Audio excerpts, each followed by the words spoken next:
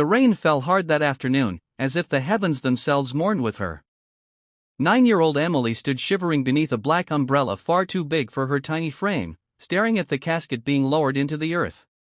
Her mother, the only person who had ever truly loved her, was gone. Emily's small fingers clenched the edge of her dress.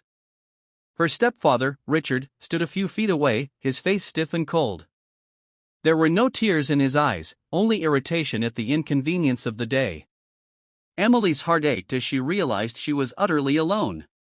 When the last handful of dirt hit the wooden coffin, Richard grabbed her arm roughly. "Come on," he muttered. Emily looked up at him with hopeful eyes, wishing for a word of comfort. Instead, when they reached the car, he shoved her suitcase onto the wet ground. "You're not my responsibility anymore. Your mother is gone, and I don't want you here." The words hit her harder than the rain. Her lips trembled. But where will I go?" "That's not my problem," Richard said coldly, slamming the car door and driving away, leaving her on the roadside with nothing but a small suitcase and a heart full of grief.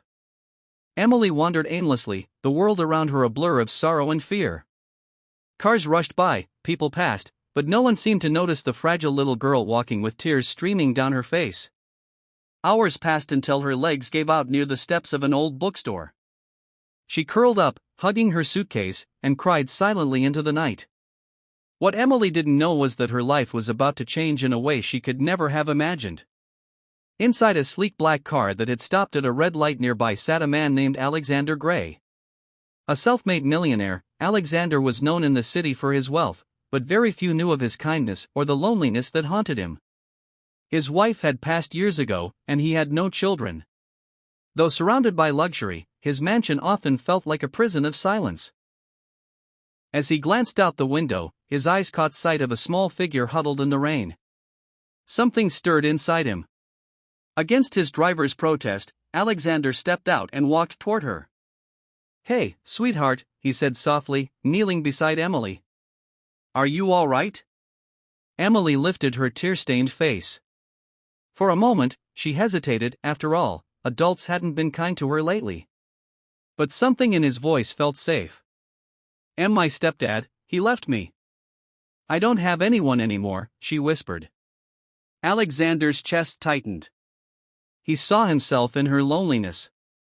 Without another word, he took off his coat and wrapped it gently around her shoulders. "You're not alone anymore," he promised. But money couldn't heal everything. The doctors explained that Emily needed treatment, patience, and most importantly, love.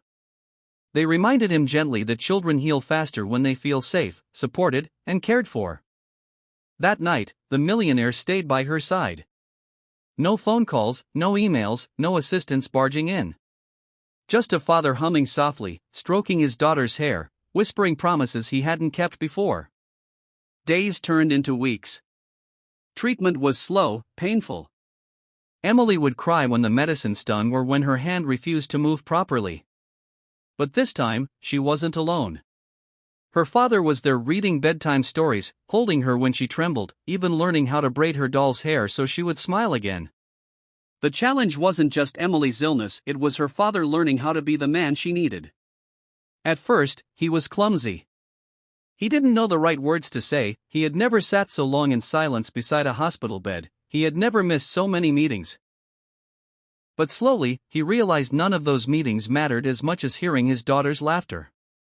One night, Emily whispered, "Daddy, I don't need all the toys or dresses. I just want you." Those words shattered every wall he had built around his heart.